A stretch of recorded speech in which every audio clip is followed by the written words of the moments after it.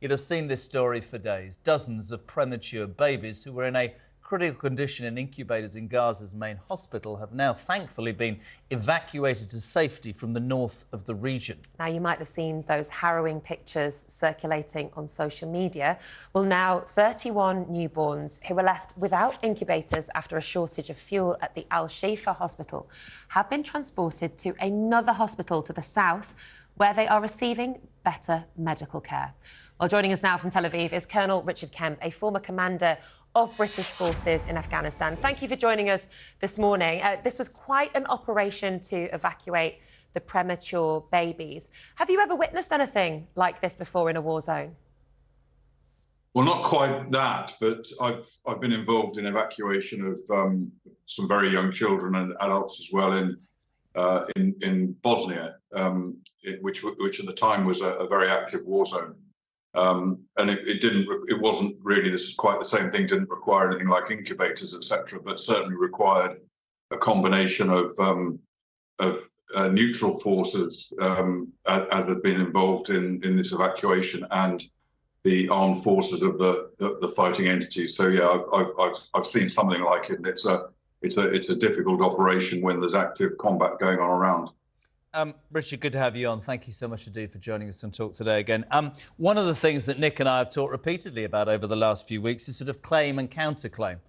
Within the Al-Shifa hospital, claims by Israel that Hamas are using it underneath as a sort of headquarters militarily. Hamas denying this, none of which can be... apparently, I was hearing this morning that only Israeli-based journalists can go into the hospital, so that we don't know. What can be seen as the truth in all this? Can you shed any light on that? Because from this end, we just go with what's given to us, but what is true and what's not? Yeah, I mean, Hamas have got a long-standing record of using hospitals for carrying out combat operations and being a place that's relatively safe from attack in normal circumstances, and therefore is a safe place for their commanders to hide out. And I think, you know, we've heard from journalists over the years how sometimes if you want to meet a Hamas commander, you go and meet him in the grounds of the Shifa hospital, which, you know, is where he's sort of hidden out. So you know, I don't know, I don't have any more evidence than you do about the reality of it, but I'm certainly aware that for a long time, and I think Hamas commanders in the past and leaders in the past have admitted using hospitals as their own bases. So I don't see this as being something that is surprising at all. And I would believe the evidence of the IDF and of Israeli-based journalists unless I had proof to the contrary, because I think it's sort of it fits in with Hamas's modus of operation. And logistically speaking, Richard, one of the tunnels that the IDF claimed to have discovered over the weekend was one that was 55 metres below the hospital with a hatch. They didn't actually show what was beyond that hatch. It's very, very difficult, as Jeremy was just saying, to verify these claims from independent journalists. But considering that these tunnels are 55 metres below the hospital, logistically speaking, what is the benefit of sending in missiles and bombs to a building that is on ground level if those tunnels are 55 metres deep?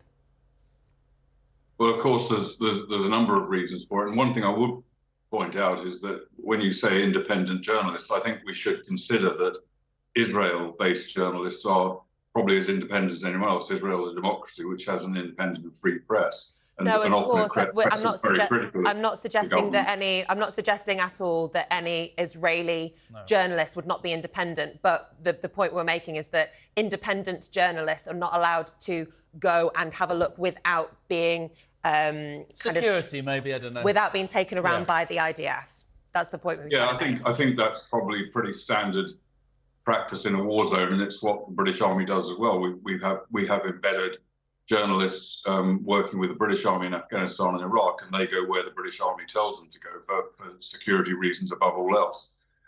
Anyway, in answer to your question, I don't know the exact details. I don't know what was in the buildings above ground in the hospital as well, and whether or not it was deemed to be necessary to secure the areas, to neutralise terrorists that were above ground in order to get to the point of the tunnel entrance, or indeed maybe to to try and destroy the tunnel from using explosives from the air. I don't know the answer to that. Richard, also news, just finally, from the US over the weekend that a hostage deal could be imminent. I guess the way my brain works on this, and what Nick thinks, if this happens, if there's a lot of negotiation and political posturing behind the scenes, if those hostages were able to get out, if this can be brokered, what would Hamas get in return? What would they want in return? Not that I think we should be giving terrorists anything, but something's going to happen, isn't it? Well, I agree with you entirely. We shouldn't be giving terrorists anything, but obviously this is a very tough situation. Yeah.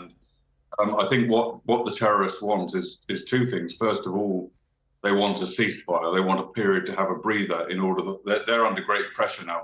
They've been on the receiving end of a very, very tough Israeli offensive from the air and the ground, and they're suffering enormously.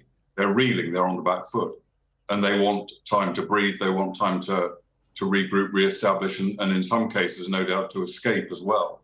Particularly their high-level commanders who do not want to be killed or captured, obviously. And the second thing I think they want is the release of Hamas prisoners that are being held by the Israelis for criminal activity.